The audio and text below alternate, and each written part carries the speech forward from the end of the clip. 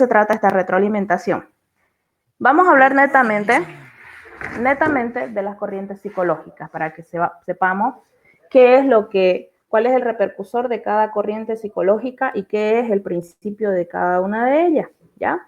Aquí tenemos un esquema, un centralizador. Ya estoy compartiendo la pantalla. ¿Lo pueden ver todos? De lo contrario, ya saben, ¿no? Salen y vuelven a ingresar, no hay problema, ¿ya? Bien. Les pido que presten atención porque vamos a explicar. Esto está así bien sintetizado, se puede decir, en este cuadrito.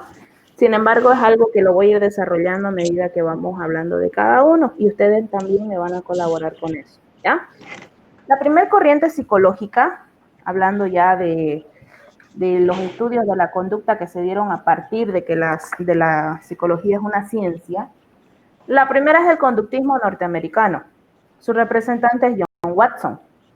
John Watson, americano obviamente, habla de los principios fundamentales que son la conducta es aprendida como respuesta al medio en que vive. O sea, esto quiere decir que el ser humano responde a algo cuando es estimulado. Y John Watson asegura que la conducta es observable. Entonces plantea de que la conducta es algo objetivo. Es algo que se ve, que se puede medir, que se puede comprobar. Entonces, en esta teoría habla de dos tipos de condicionamiento, que son, por ende, esos estímulos que provocan respuestas de conducta. El primero es el condicionamiento clásico. ¿Alguien está con su micrófono por ahí? Gracias. El primero es el condicionamiento clásico. Este condicionamiento clásico habla de que descubre la importancia del proceso de aprendizaje por medio del condicionamiento. ¿Qué quiere decir? Si ustedes recuerdan el ejercicio, el experimento, se trataba acerca de la campanilla, ¿verdad? Recordemos la imagen. Estamos situados frente a un perro. Ese perro tiene un plato de comida al frente. Como respuesta fisiológica de ver la comida, el perro empieza a segregar saliva. A esto, Watson le agrega una campana. Y con ello demuestra de que nosotros estamos condicionados de acuerdo a lo que nosotros tenemos en el exterior. Cada vez que suena la campana, viene el plato de comida. Más adelante suena la campana y sin necesidad de que esté el plato de comida, entonces el perro empieza a asociar de que en presencia del uno estará el otro y por ende empieza a segregar saliva. Ese es el condicionamiento que nos muestra Watson, el condicionamiento clásico, ¿no? El primero se puede decir, el que fue descubierto. También presenta un segundo condicionamiento que se llama operante. Y aquí es común conocer el ejemplo de la caja de Skinner, que es ese que tiene en el libro donde hay un ratón dentro, donde presiona un botón que también le pasa descargas eléctricas, ¿no? Entonces, Skinner nos habla de los reforzamientos. Un reforzamiento positivo acrecenta una conducta positiva y un reforzamiento negativo suprime una conducta no deseada.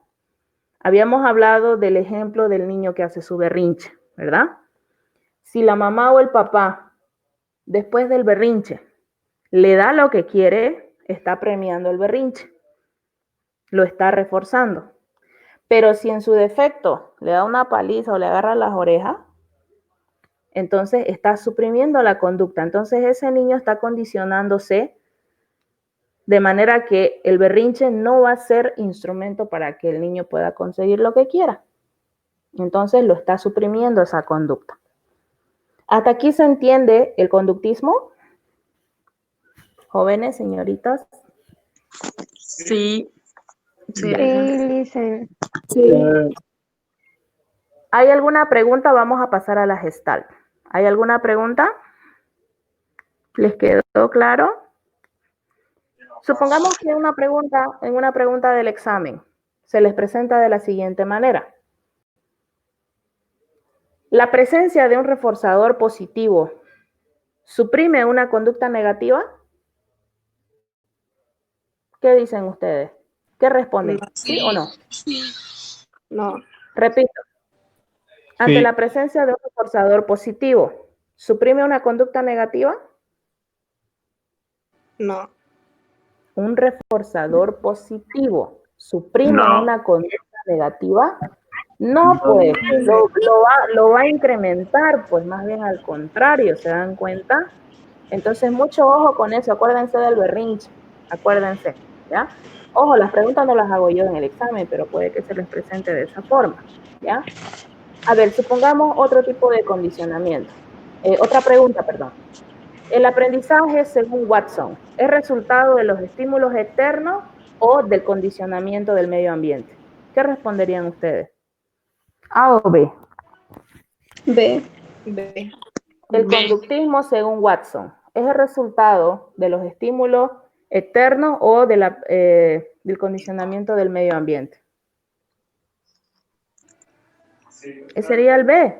El B, B. claro que sí. A ver. Porque dice que está supeditada la conducta exclusivamente por los estímulos externos, ¿no? Por el medio ambiente, condicionada por el medio ambiente, ¿ya? Entonces, esto del reforzamiento es muy importante que ustedes sepan discernir cuando un reforzamiento es positivo y cuando es negativo. Cuando es positivo se llama premio, cuando es negativo se llama castigo, ¿ya? Bien, ahora vamos a pasar a la siguiente corriente psicológica que se llama Gestalt. Gestalt tiene como representante a Max Wertheimer. Él es alemán. Esta Gestalt, esta teoría, pregona al principio de que el todo es más que la suma de las partes, ¿ya? Entonces, bajo este principio, entenderemos de que no se puede juzgar a una persona por una sola cosa. Si alguien que llega a nuestro círculo social es callado y aparte de eso es poco participativo, no quiere decir que sea tonto. Entonces, se requiere de un todo para analizar la conducta. Es decir, todas las perspectivas posibles hay que analizarlas, ¿verdad? La Gestalt dice que el ser humano no solamente reacciona a esos estímulos externos, como nos dice el conductismo, sino que también hay una actividad interna que produce una respuesta al medio. Ya aquí se habla de una continuidad. La ley de la Gestalt dice que el ser humano siempre tiende a completar los ciclos. Es el ejemplo que les mencionaba de las notas musicales. A ver, vamos a hacer un ejemplo. Automáticamente, a ver, ¿qué se les viene a la mente cuando escuchan? A ver, me voy a acordar de algo. Bueno, la música de ustedes pues es media diferente a la música que yo escucho. A ver, algo que ustedes escuchen.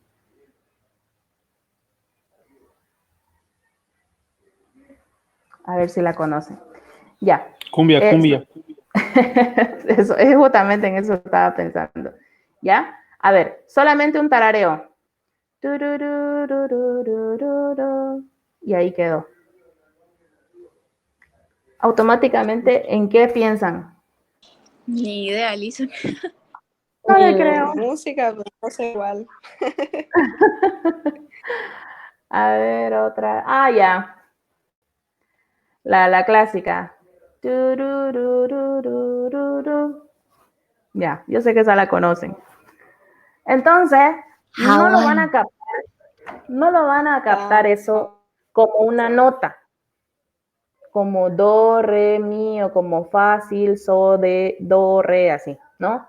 Lo van a captar como una canción que tiene un título, que tiene un video, que la bailaron en alguna parte, que la escucharon mientras iban en el micro, que alguien las puso en una fiesta y ustedes no pudieron dormir porque todo el tiempo salía esa canción, ¿no? Entonces, esa Gestalt nos dice que siempre tendemos a completar eso, ¿no? A dar una respuesta objetiva y más completa, no solamente por partes. Lo mismo sucedía con el tema de la percepción visual.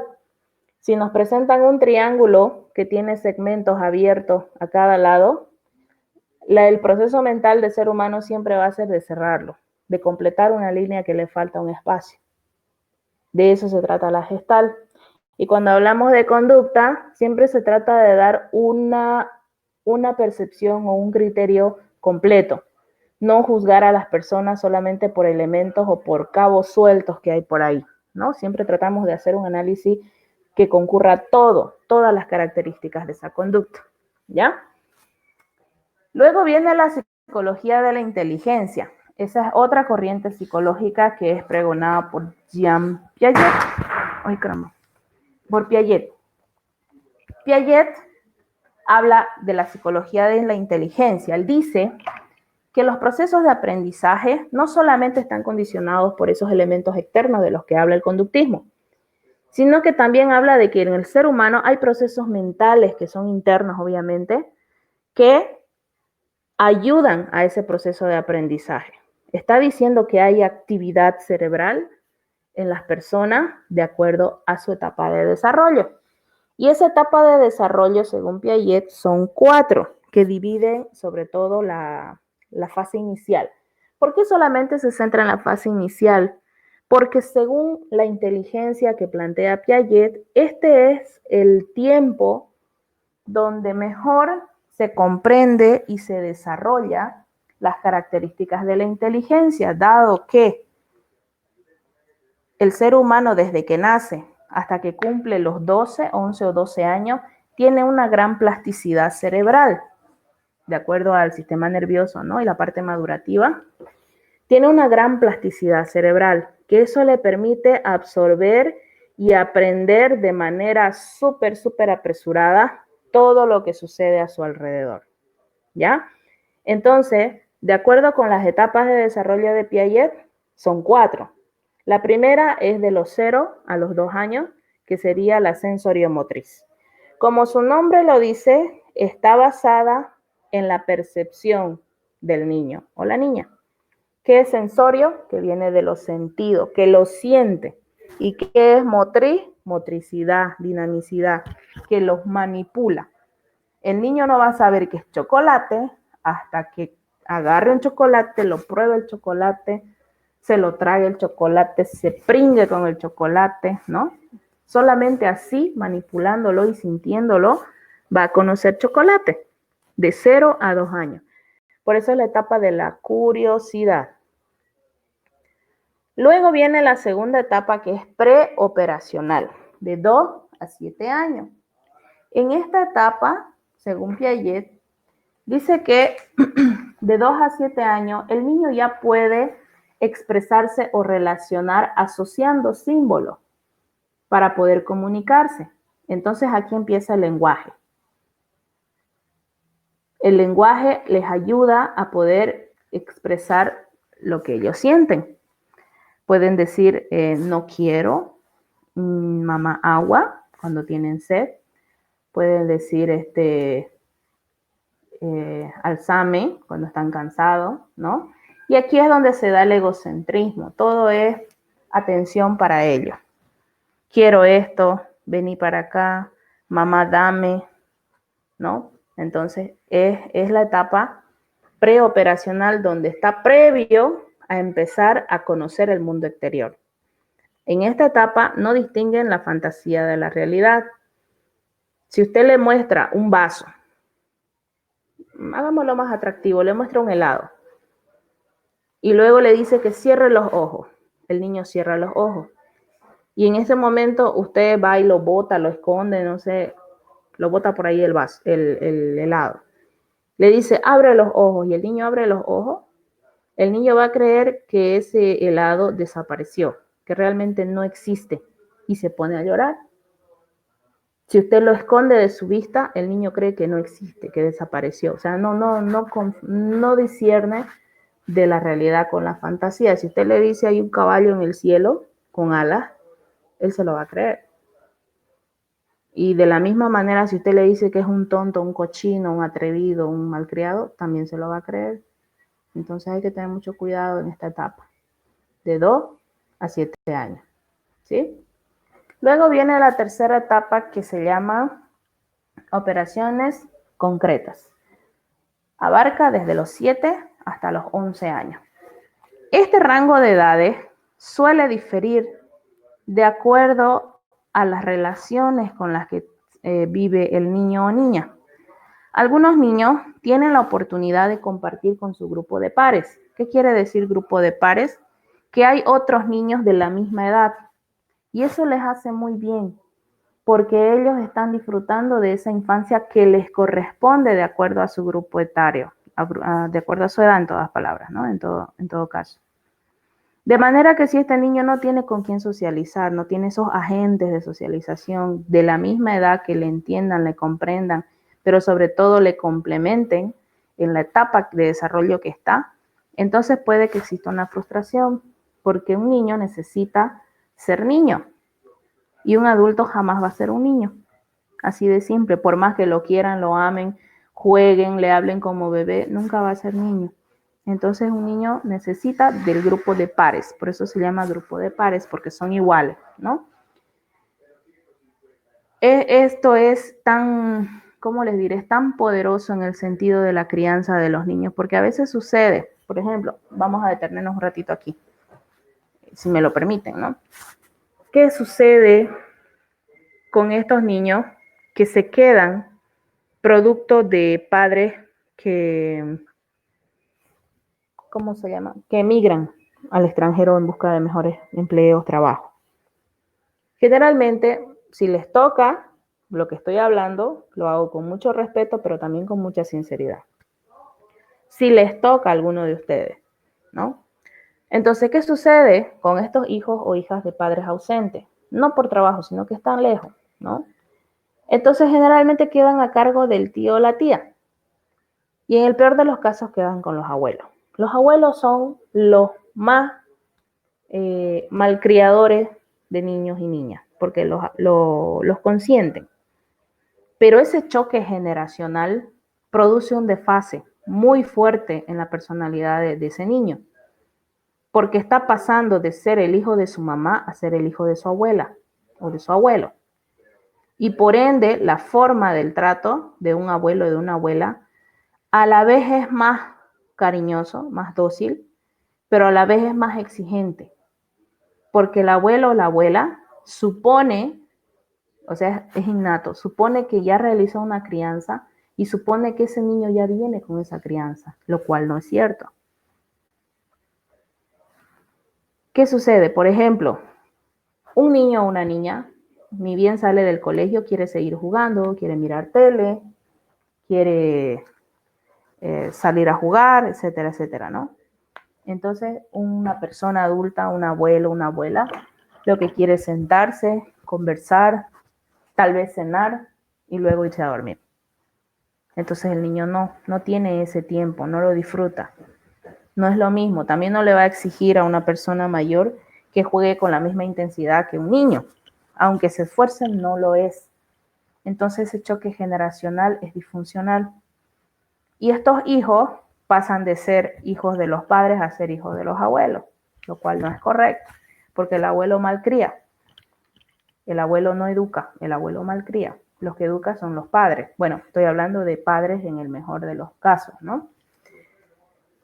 Bueno, eso fue un punto aparte, ¿no? Para explicar esta situación. Luego, estábamos hablando de las operaciones concretas. Ya estamos de 7 a 11 años. En esta parte, ya el niño conoce más cosas, ¿no? Tiene más sentido, nociones, conocimientos, se puede decir.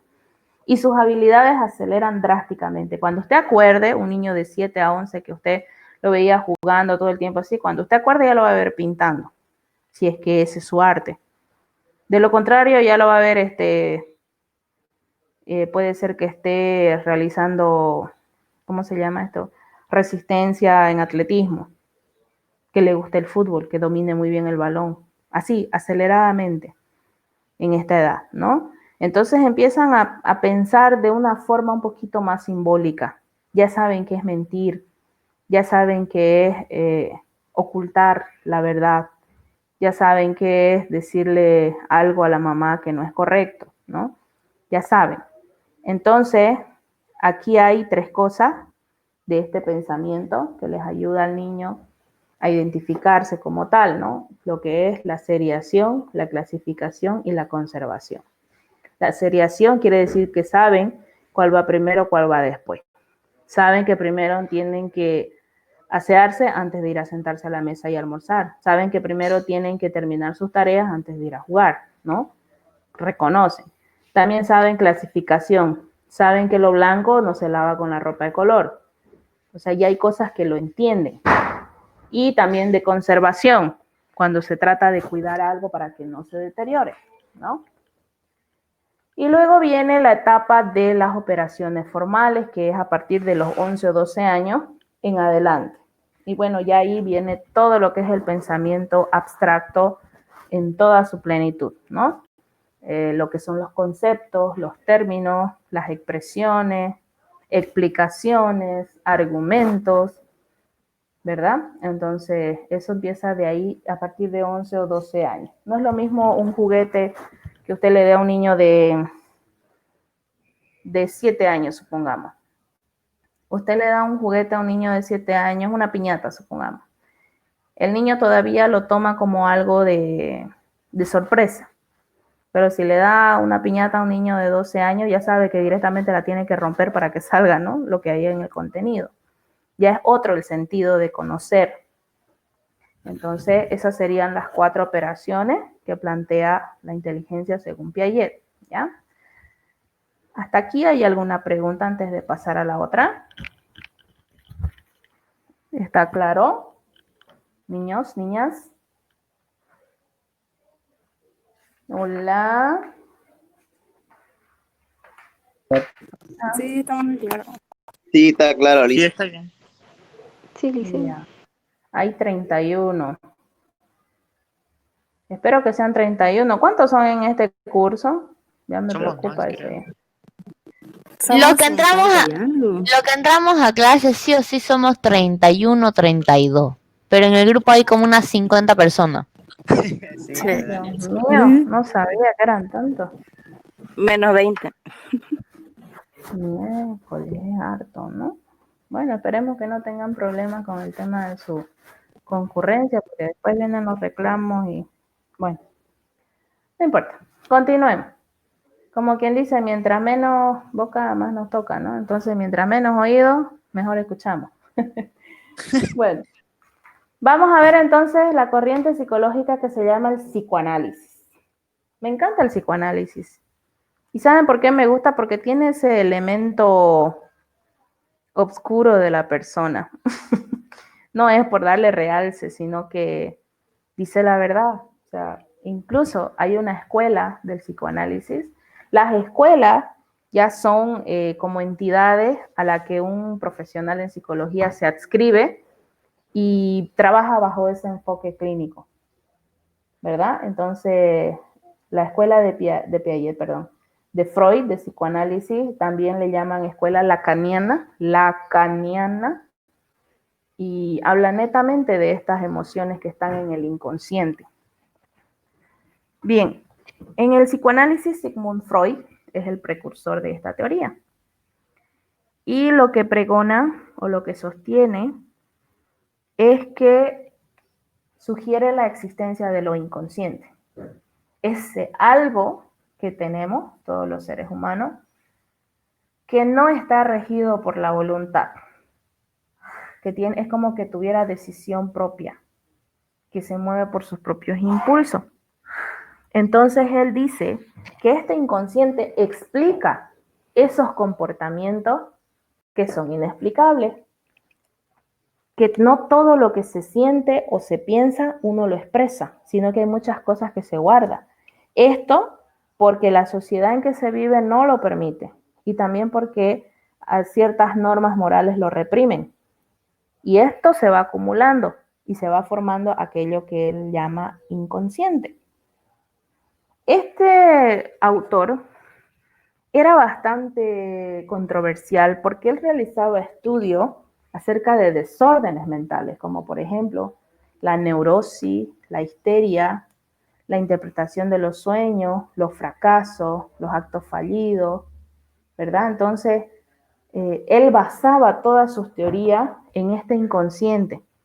O sea, que la no contención correcta de un inconsciente que tenemos puede provocar una alteración en el comportamiento de las personas. ¿Qué es lo que sucede y que es bien peligroso? Yo les voy a poner un ejemplo que me contaba mi psicóloga. Me decía, ¿por qué los hombres son más viciosos que las mujeres? ¿Por qué?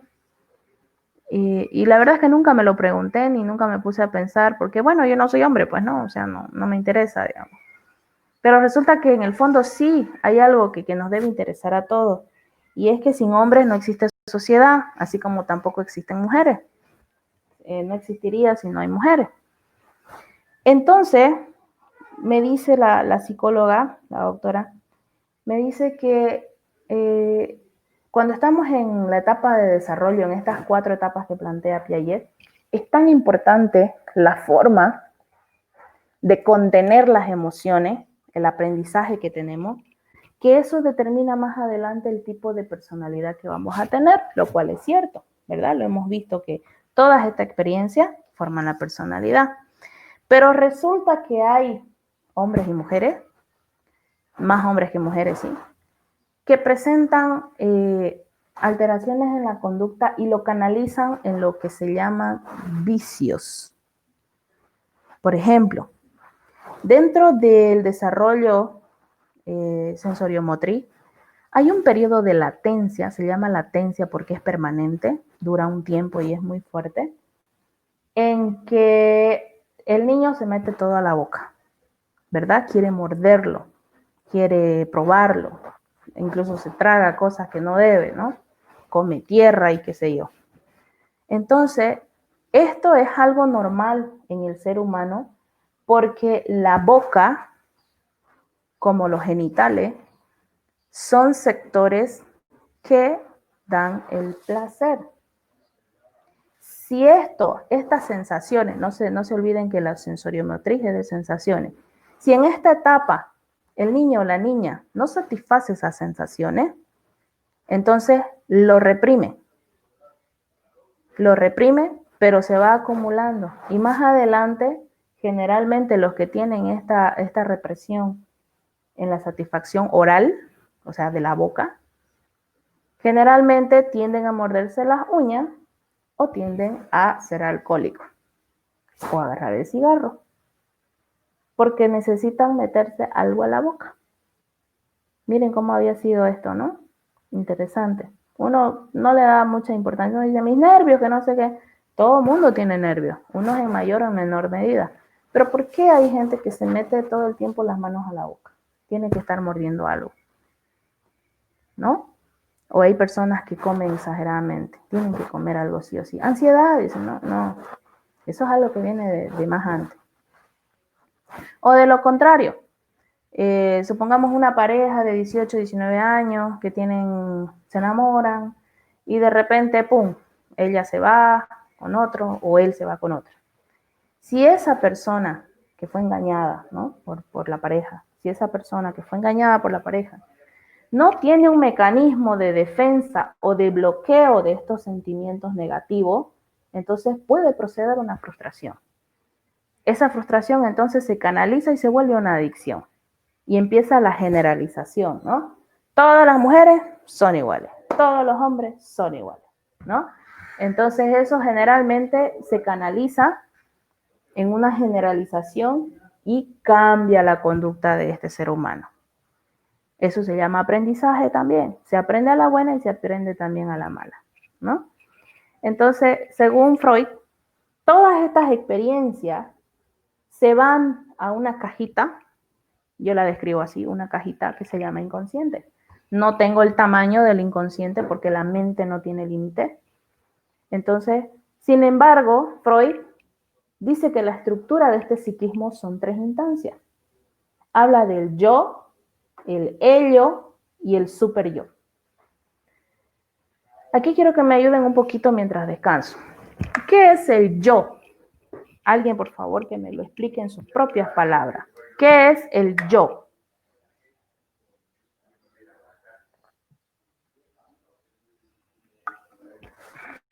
¿Qué es el yo? Ya pues chicos. Chicos y chicas. ¿Qué es el yo? ¿Alguien? Es la parte que tiene criterio, está entre el ello y el super yo. Es la parte del razonamiento, se podría decir. Ya, muy bien. ¿Qué más me pueden decir acerca del yo? Está bien lo que dijo tu compañera. El contacto con la realidad. Muy bien. ¿Qué hace el yo? ¿A quién rige? Al ello. Al A ello. nosotros mismos controlan. Las tres instancias son de nosotros mismos. Las tres son de nosotros mismos. Pero hay una que es más agresiva que la otra, que las otras dos. Y hay otra que lo modera, como quien dice, ¿no? Entonces el yo se convierte en ese principio de la realidad, es el que frena los impulsos innatos, agresivos que tiene el ello, ¿verdad? El ello viene a ser se rige por el principio del placer. Bueno, yo tengo hambre y ¿qué me importa si me están mirando y me voy a comer 3 hamburguesas? Le pese y le guste a quien le dé, aunque digan lo que digan, ¿no? Entonces el yo le dice, tranquilo, espera, llega a tu casa, no dejes ese show ante las personas, contrólate, cuida tu salud, te puede afectar más adelante, ¿no? El yo es el que frena los impulsos que están regidos por el placer. Entonces, por eso el yo se convierte en el principio de la realidad, está más en contacto, ¿no? Y el super yo, ¿qué viene a hacer? ¿Alguien me puede hablar del super yo?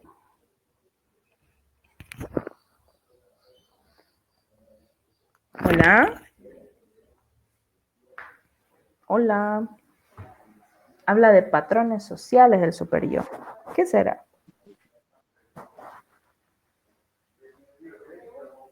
Es la parte moral, la parte... Podría ser la conciencia moral. Podría. Es la parte moral, lo que nos rigen desde pequeño, las leyes, todas esas cosas, cómo hay que comportarse, eso. Ambas respuestas son correctas. Es conciencia moral y también son esas normas que nos rigen desde que somos pequeños. El super yo lo determinan quiénes. Nuestros padres, desde el hogar, porque generalmente este super yo es el que nos va a acompañar toda la vida. Lo que a usted le enseñan en pequeño no se olvida nunca, ¿verdad? Si usted tiene la costumbre en casa ¿de qué? De tomar jugo de papaya sin azúcar, siempre lo va a preferir así. Y si a usted le enseñaron que la sopa va primero y después el segundo, siempre va a ser así. Un día va a comer segundo y que le ofrezcan sopa, usted no va a decir, no va a querer porque lo va a encontrar errado a lo que usted conoce, ¿no?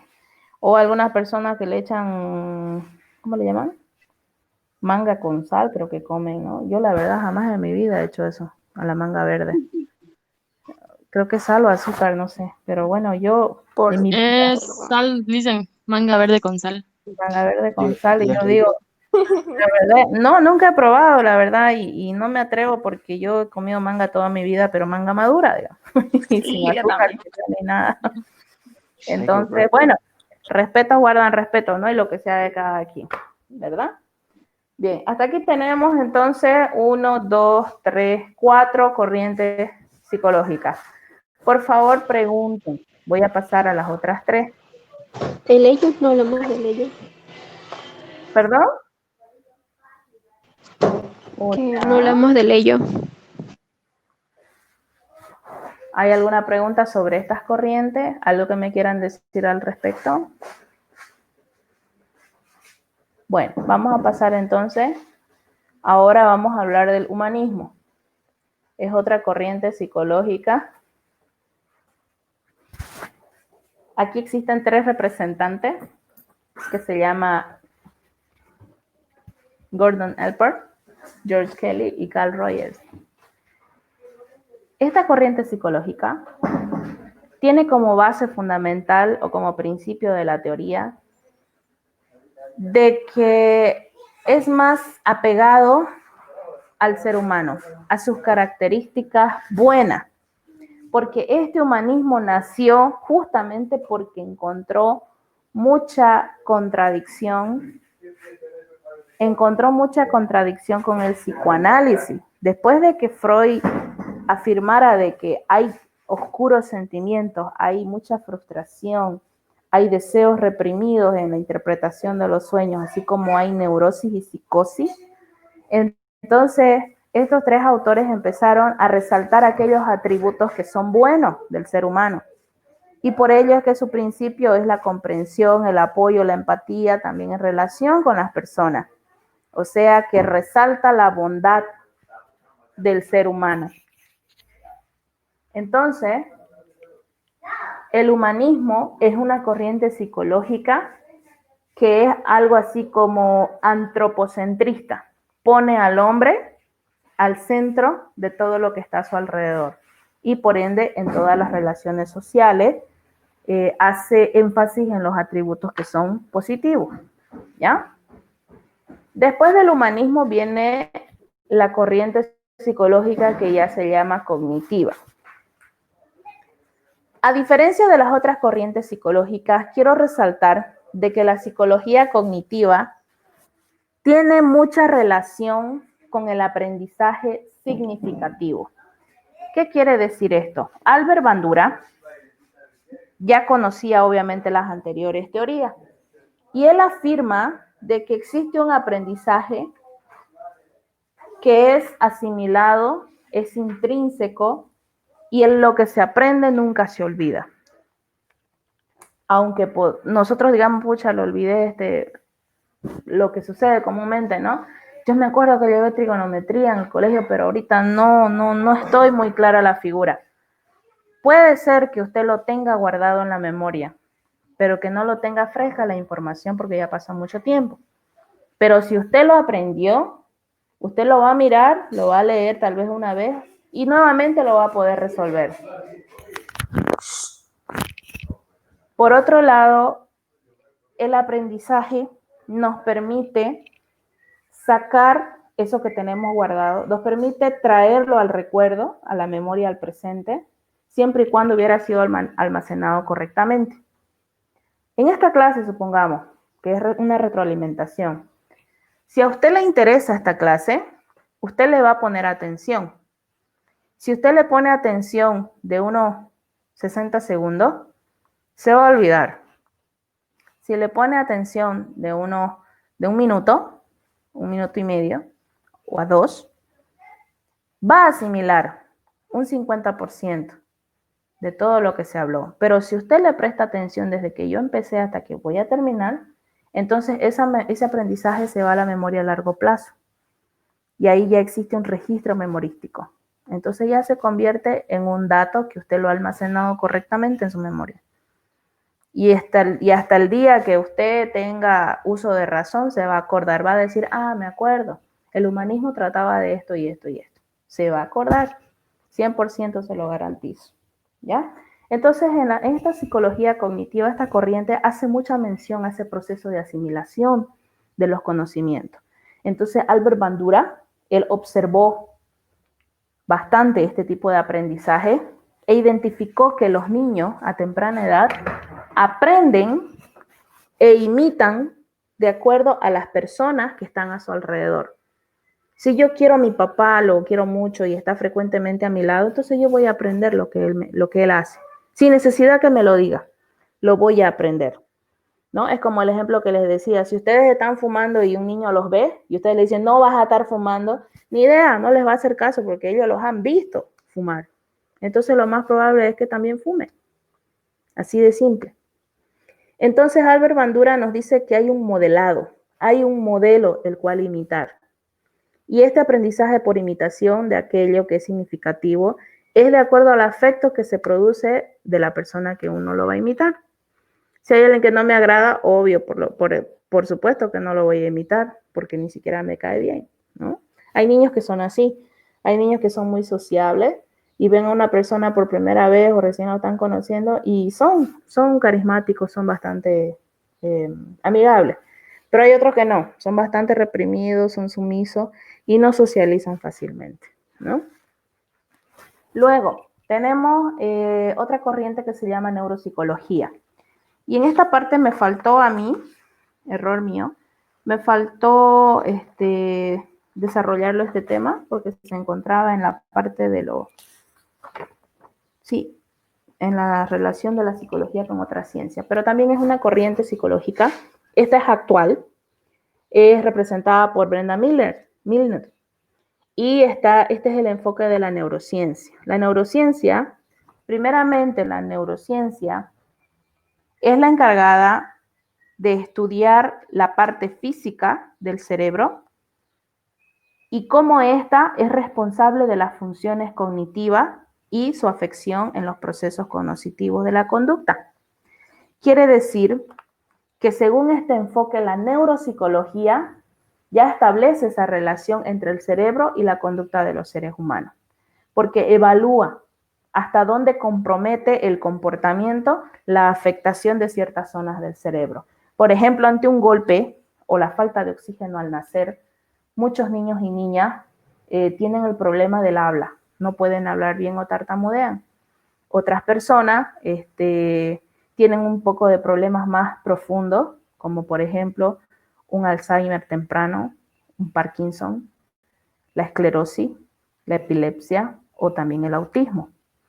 Entonces, ¿hay funciones cognitivas aquí? Claro que sí hay, pero están afectadas por causas físicas. Estamos hablando de zonas anatómicas del cerebro, ya sea la corteza, el cerebelo, la médula, el bulbo raquídeo, los parietales, el hipotálamo, ¿no? Etcétera, etcétera. Entonces, eso es lo que habla la neuropsicología. Para entender un poquito más de esto, se necesitan más estudios también que están basados en psiquiatría y psicopatología, que ya tiene que ver bastante con afecciones orgánicas, ¿no? Por ejemplo, el hecho de por qué algunos estudiantes son tan hiperactivos, los niños al menos en colegio, ¿no?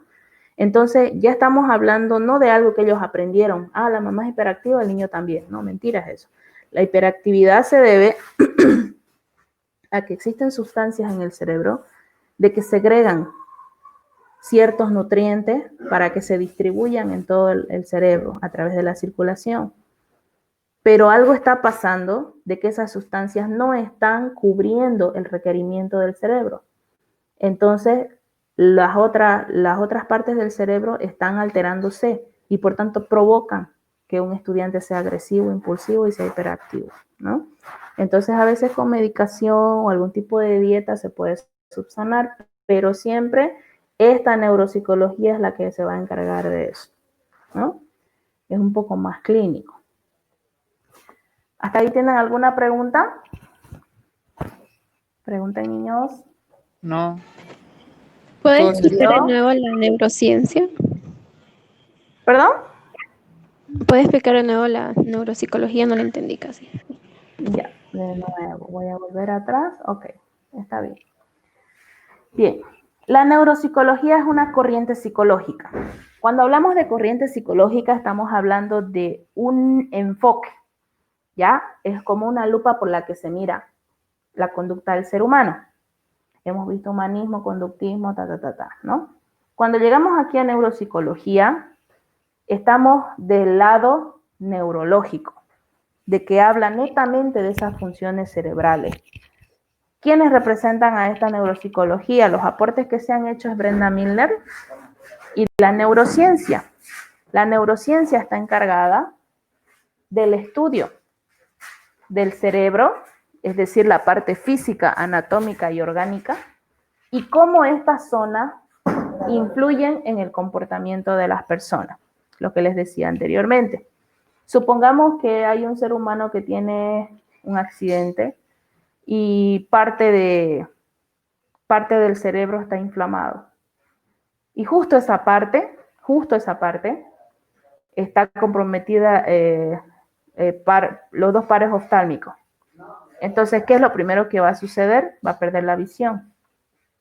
¿Afecta esto en el proceso cognitivo? Claro que sí, porque el 80% de lo que aprendemos o de lo que asimila el cerebro está dado por la visión. El resto por los otros sentidos. Entonces, ¿le va a afectar? Claro que sí. El comportamiento también se va a ver afectado Y la parte cognitiva también en el funcionamiento de toda la conducta social. Al referirse a los demás, al interrelacionarse, entonces también va a haber una afectación. Siempre con timidez, a la defensiva, ¿verdad? Entonces, la neuropsicología es esa corriente que nos dice que hay una consecuencia de cada parte del cerebro. Supongamos, por otro lado, de que tenemos una infección en el oído y esa infección crece, entonces va a comprometer otros órganos del cerebro y puede desarrollar un laberintitis. ¿Qué es laberintitis? Es cuando se pierde el equilibrio. ¿Cuál es el centro del equilibrio? El oído interno. Entonces, si hay una infección, ahí se va a ver afectado y por ende la conducta también se va a ver alterada, ¿verdad? Según este enfoque de neuropsicología, la intervención que hace es para también tratar patologías profundas, por ejemplo, el Alzheimer, como dice el ejemplo, que es la pérdida de la memoria, ¿no? Entonces, ¿qué recomiendan estas personas, los profesionales? Recomiendan leer, no perder el hábito de leer porque eso ayuda al entrenamiento mental.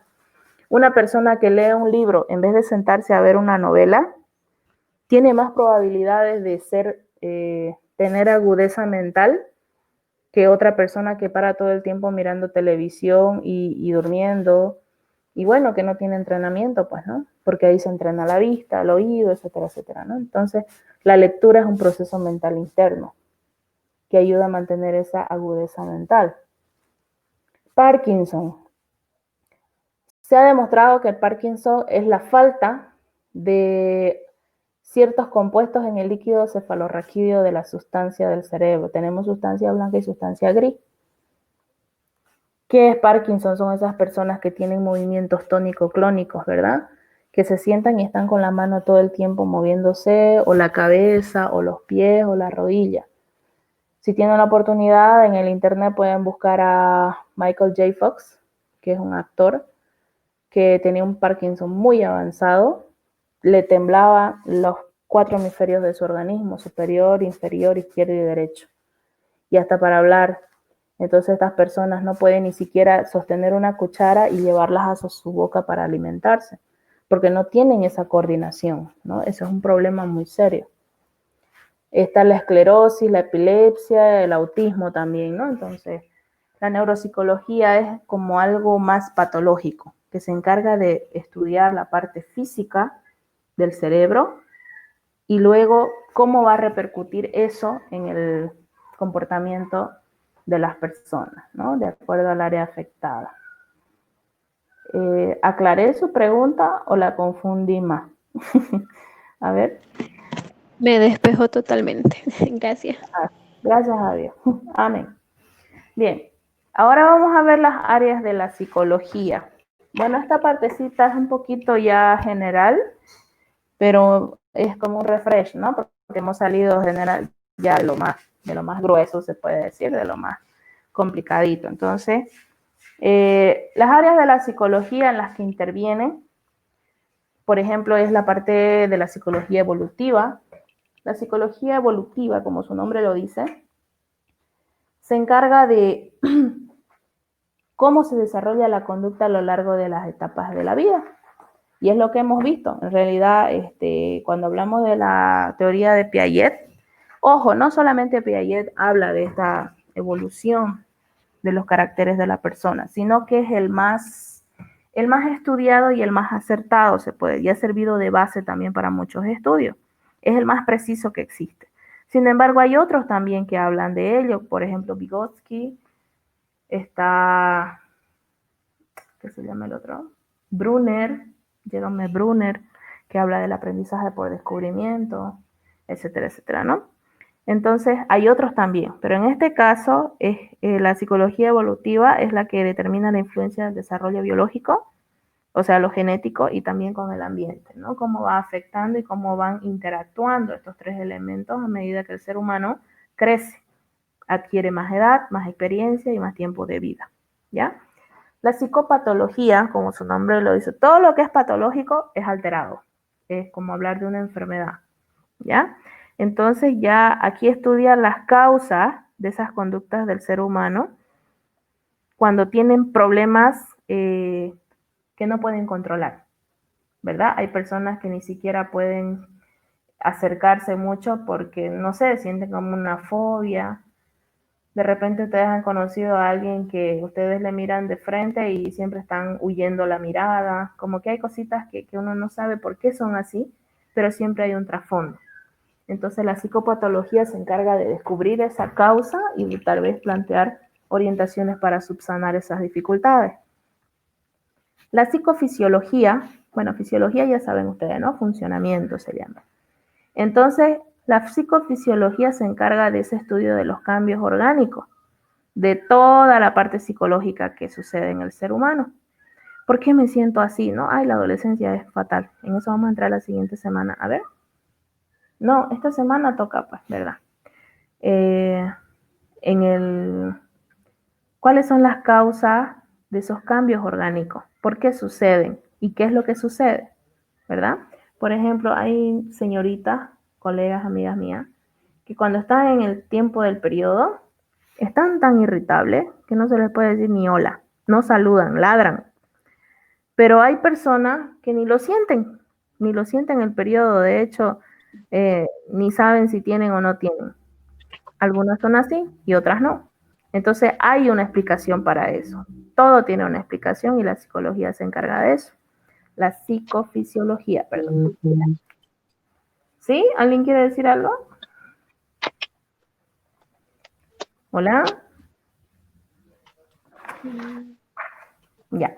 La psicología, ¿cuál es la que toca? La psicología social. Esta psicología o este área de intervención de la psicología está encargada, pues, la organización de grupos, ¿no? La relación que hay entre las personas y tiene mucho que ver con el liderazgo, ¿verdad? Cómo es la dinámica de un grupo, cómo trabaja mejor, cómo se motiva ese grupo y cómo se pueden conseguir mejores resultados. Y la psicología animal, obviamente, está basada en la teoría de la evolución de Darwin, de Charles Darwin. Habla sobre la evolución de las especies, cómo se experimenta con animales y también cómo se motiva, cómo se calma la agresividad, cuáles son los instintos naturales y cómo aprende un animal también, ¿no? Entonces, totalmente eso influye en este aspecto, ¿no? La psicología animal. Ustedes dirán, ¿quién estudiará psicología animal? Hay mucho de psicología animal en el ser humano, aunque no lo crean. ¿Por qué? Porque tenemos motivación, tenemos agresión, tenemos instinto y tenemos aprendizaje. No quiere decir que esto se va a estudiar en animales, valga la aclaración, sino que Darwin plantea una teoría de que el ser humano también es un animal racional, pero no deja de ser un animal. Entonces ha evolucionado en cuanto a su conocimiento, su raciocinio, pero no deja de ser un animal. Entonces es muy interesante esto de la teoría de Darwin, se las invito a leer, porque de repente hay algunas cosas que se explican muy bien y aclaran ciertas dudas del comportamiento de las personas, ¿verdad? Como ejemplo se los pongo. En la vida ¿cómo le llaman? En el tiempo, no en el tiempo, reloj. En el reloj biológico de los animales, ya estamos hablando de animales, perros, gatos, leones, jirafa, todo eso. Hay un ciclo donde la hembra desprende las feromonas, que son unas sustancias que son agradables al olfato del macho, que lo atraen, y es una señal de que está en tiempo de fertilidad. Eso los seres humanos no creo que podamos hacerlo, porque hay un montón de perfumes por un lado, y porque una mujer no anda diciendo, pues estoy fértil, estoy buscando, ¿no ves? Pero según esta teoría dice que todavía nosotros tenemos esa situación, que cuando las mujeres están en época o en tiempo de fertilidad, entonces como que hay una característica que la vuelve más atractiva ante el sexo opuesto. Y que los hombres, tal vez no todos o no de manera consciente, perciben esta calidad de atracción. Entonces hay momentos en que las señoritas dicen, vaya, ¿y de cuándo me habló si nunca me sabe hablar? O de cuándo tan atento, qué milagro, ¿no? Y se sorprenden, porque son cosas espontáneas, que uno cree que son espontáneas, pero hay un trasfondo. No sabemos explicarlo, la mente consciente no lo ve, no lo distingue, pero el inconsciente lo sabe, lo reconoce y lo reprime. ¿Por qué? No va a decir, no, ay, esta está fértil, no, oringa, me voy. No, no se puede hacer eso, ¿no ves? Somos personas y hay un super yo que nos dice que tenemos que cortejar, invitar, demostrar lo mejor, hasta que acepte ser la novia y etcétera, etcétera, ¿no? Esa es la formalidad.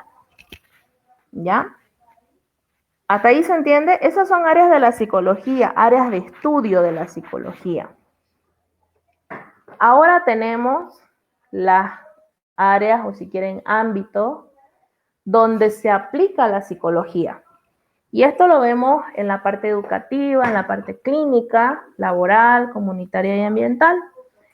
Cada uno en las instituciones, obviamente, donde merece, pues, ¿no? Si es educativa, kinder, guardería, parvulario, ¿qué le llaman esto? Casa maternal, colegio, instituto, universidades, etcétera, etcétera. La parte clínica ya es netamente en consultorio, ¿no? Porque generalmente hay una derivación ya, una derivación de un experto que hace un diagnóstico y detecta de que se necesita reformular ciertas conductas, ¿no? La psicología organizacional pues se encarga de mejorar el ambiente de trabajo, el clima, el rendimiento, las relaciones entre empleados, etcétera, ¿no? La psicología comunitaria es generalmente la que se trabaja en barrios con apoyo a jóvenes o de situación calle, para apoyo o asesoramiento de padres, club de madres, etcétera, ¿no? Y la psicología ambiental es la que está basada pues en el mejoramiento del ecosistema, ¿no? Cuidar el agua, no maltratar los animales, preservar los recursos naturales, etcétera, etcétera, ¿no? Y creo que hasta aquí. Ya estamos en la última diapositiva. Bien, ¿tienen alguna duda, pregunta, comentario, crítica, constructiva, no destructiva, por favor? ¿Qué les ha parecido la retroalimentación? ¿Les ha aclarado algunas cosas? ¿O quieren algo más? Díganme, como dice, como Cristo, ¿no? Pidan y yo les daré. Mentira.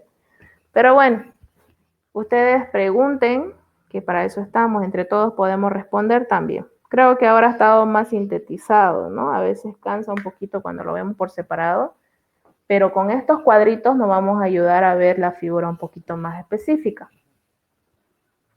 ¿Sí o no? ¿Qué dicen? Sí, dicen. Sí. Ayudó mucho, la verdad.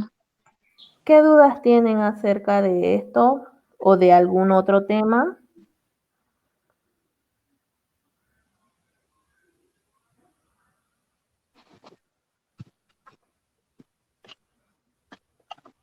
Hola. ¿Será que nos van a preguntar, digamos, el conductismo norteamericano, digamos, el año que se da, que lo plantean? No, es que esas son cosas que no son importantes. Es que no especifica que diga el año correcto, ¿no? Lo que interesa aquí es qué es el principio y cómo lo interpreta usted. Eso es lo que interesa, saber identificar cuáles son sus afirmaciones, ¿no?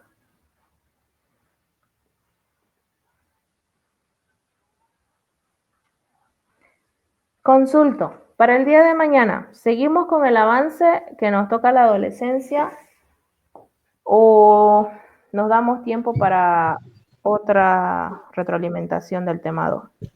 Listen, en sí ya terminamos o sea, ya nos terminó de explicar todos los temas que van a hacer para el primer examen. Sí, pues sí, ya estamos en el 3, creo. Mañana el otro tema, el que las retroalimentaciones Para el excelente hasta el tema 2, ¿no? O sea, que nos repase, por ejemplo, el tema 1 y tema 2. Sí, yo opino lo mismo, que hagamos otra retroalimentación de estos dos temas ya que van a ir en el examen, que ya está cerca. Entonces mañana para que no sea más y más fácil. Claro, me gustaría que del tema 2. Sí. la repasada, tema 1 y tema 2. Ya, Sí, a mí esto, también. esto es del tema 1. Mañana haríamos el tema 2. Que ya no lo puedo mezclar porque esto es netamente Claro. 1 y el 2. ¿Está bien? Claro. Sí, Está bien. sí, listo. Bien, así quedamos entonces. ¿Tienen algo más para contribuir o tal vez para reclamar? No, No, mentira. No reclamen. ¿Alguna sugerencia, opinión, pregunta? ¿Cuál de estas teorías, les pregunto yo, cuál de estas teorías les agrada más? ¿Y por qué? Yo les dije la mía, ¿no? El psicoanálisis. ¿Qué dicen ustedes?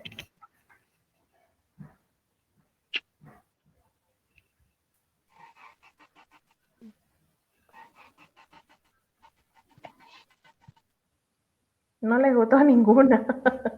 Clarito está. no, sino que no, o sea, O sea que... A mí La igual me teoría gusta el de psicoanálisis. a mí me gustó también, o sea, lo que explica usted todo bien.